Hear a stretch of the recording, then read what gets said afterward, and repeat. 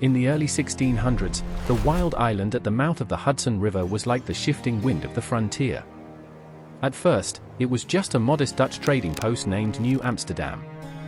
But very soon, this patch of land transformed into the most coveted foothold for rival empires. Its early history was forged from rough wood, mud-soaked trails, and a stern but unyielding little fort that steadfastly protected the first settlers from the unknown world. When the ominous silhouettes of English warships rose on the horizon, the colony changed hands without a single drop of blood. The clipped Dutch speech gave way to a new authority and an entirely new name. By the end of the century, this restless, ever-growing settlement had become a true crossroads of human ambition on the very edge of a vast continent. This is New York in the 1600s.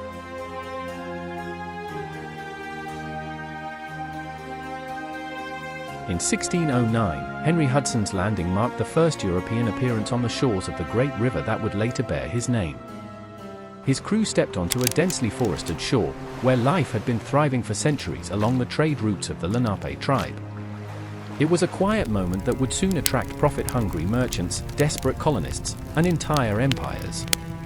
A modest, uncertain arrival, stripped of any grandeur, but it was exactly this that opened the door to everything that followed. By 1626, Dutch officials officially secured Manhattan, trading for it with the Lenape tribe. Later, this deal would be valued at a mere 24 guilders, paid in goods and trinkets. The transaction passed quietly, in a strictly practical manner, and with a deep misunderstanding between two completely different cultures. The natives did not believe that land could be bought forever. Nevertheless, it gave the Dutch a foothold, which they immediately began to fortify.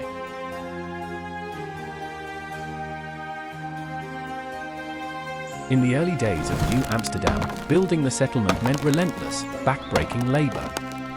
Pioneers felled the ancient trees of Manhattan's forests with simple hand axes. They dragged heavy logs through impassable mud to raise their first dwellings, defensive palisades, and fur warehouses.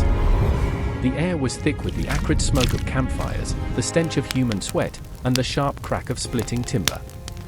The small colony literally carved its place out of the wilderness, one beam, one plank, one hard-earned day at a time. In that same year of 1626, Fort Amsterdam rose at the southern tip of Manhattan, a crude structure of earth and logs guarding the young Dutch colony.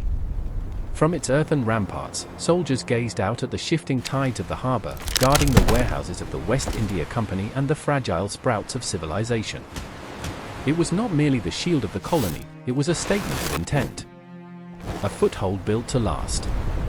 Years passed, and by 1644, Dutch leaders and native chieftains concluded a series of fragile treaties to halt years of bloody skirmishes. Around smoldering fires and makeshift tables, envoys exchanged promises sealed with wampum belts and made uneasy concessions. These agreements brought only a brief, hard-won peace. It held less trust and more of a simple exhaustion on both sides. But it was precisely this that allowed New Amsterdam to catch its breath and rebuild anew. In 1655, enslaved Africans began to be brought into New Amsterdam in growing numbers. Their forced labor was ruthlessly woven into the very foundation of the colony. They built the docks, cultivated the farms, and served in wealthy households. Sold as property by the Dutch West India Company, they lived under the oppression of harsh laws and constant supervision.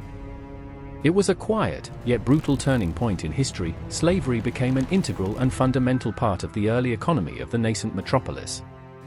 Meanwhile, inside an ordinary New Amsterdam home in the mid-17th century, all of life unfolded in a single cramped, overcrowded room, warmed by a large brick hearth. Dim light filtered through small leaded windows, falling upon rough-hewn tables, scratchy woolen blankets, and pewter dishes neatly arranged on shelves. Families woke at dawn to the smell of hot porridge and the creak of wooden stools. Children helped grind grain or fetch water, while adults plunged into an endless routine, mending fishing nets, chopping firewood, and preparing salted meat for the long winter. The air inside was thick, a mixture of wood smoke, drying herbs, and the damp river wind seeping through the cracks. Evenings were quiet but full. Candles burned low to the sound of hushed stories and whispered prayers, while tools were already laid out for tomorrow's work. Life was modest, strictly disciplined, and communal. Every single task held the relentless rhythm of survival.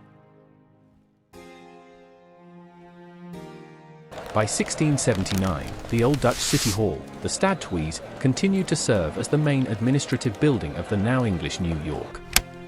Merchants, judges, and clerks scurried through its cramped corridors, settling disputes and conducting the business of a rapidly growing cosmopolitan port. This building stood as a monumental reminder of the Dutch past, still useful and central, even as New York confidently strode into its new future. By 1680, the population had exceeded 4,000 people. New brick houses were rising along the streets, and the port hummed with transatlantic trade. New York's famous Great Dock reached deep into the waters of the East River, becoming the colony's main gateway.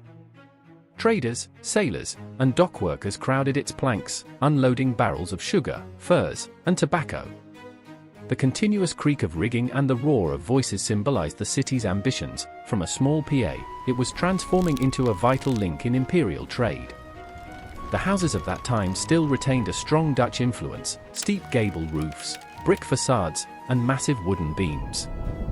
And although new buildings already flaunted English details, like sash windows or wider chimneys, the streets visually remained Dutch. The city, like its people, was an incredible hybrid in a state of constant transition. The northern boundary of the settlement was still outlined by the old defensive wall. Running along the line that would one day become the famous Wall Street, its wooden ramparts were aging, but remained intact. Where the wall descended to the East River stood the Water Gate, a fortified passage through which carts, travelers, and river goods entered the city under the watchful eye of the guard. In 1689, New York was gripped by tension and anxiety. News from England about the overthrow of kings during the Glorious Revolution left the colony in confusion, whose authority was now legitimate. Merchants argued until they were hoarse in taverns, the city militia conducted drill exercises right on the town squares, and ordinary residents anxiously stared into the harbor, waiting for ships that might bring new orders or a new war. The city froze in a state of uncomfortable waiting, caught between rumors, uncertainty, and the tides of imperial ambitions. By the end of the century, the streets demanded ever greater control. The Night Watch, with their wooden rattles, patrolled the crowded, dark alleys. Guards had to maintain order in a port city that was expanding much faster than laws could be written for it. They were squeezed between the rising crime of the docklands and the relentless energy of a future metropolis. By 1699, Pearl Street had become one of New York's busiest arteries. Curving along the old shoreline, it was densely packed with the wooden shops of craftsmen and traders. The air here hung thick with the scent of tar, exotic spices, and salty river wind, an eternal reminder of how closely this city was tied to the sea that gave it life.